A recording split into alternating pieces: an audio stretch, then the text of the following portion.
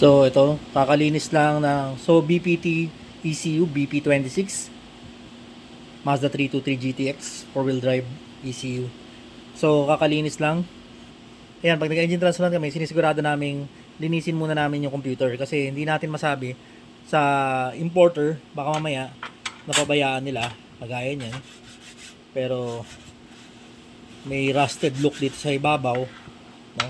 Pwedeng isipin natin na nabasa. So para sure na bago i-start yung engine, bago magkaroon ng power ECU, sinisigurado ng walang contaminants na nakakasira sa ECU bago pa ito ma-power, bago mapa-start yung engine. So standard procedure na namin yan dito sa shop pag nag-engine transplant kami, engine swap. Automatic linis lang board ng ECU para siguradong hindi tayo magkakaproblema.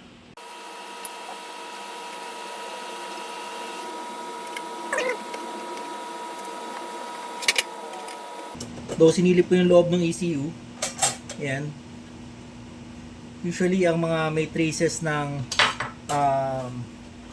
contamination ng mari na pagdating sa Pilipinas by the importer, hindi kaagad na habungan o nalagyan ng trapal, umulan.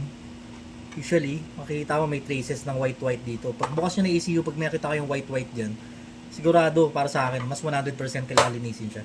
Ito walang signs of contamination, wala kang makikitang namumuti or yung corrosion ng aluminum, pero para sure pa rin, linis pa rin. Di baling magsayang ng cleaning solution, at least sigurado yung trabaho. Lalo sa mga ganitong engine na rare, no? Napakabihira. Siyempre bihira din ang mga pyesa niya, lalo na sa mga specific para sa BPT, gaya ng computer box. Though pag wala na talaga to, may solution pa rin, programmable ECU.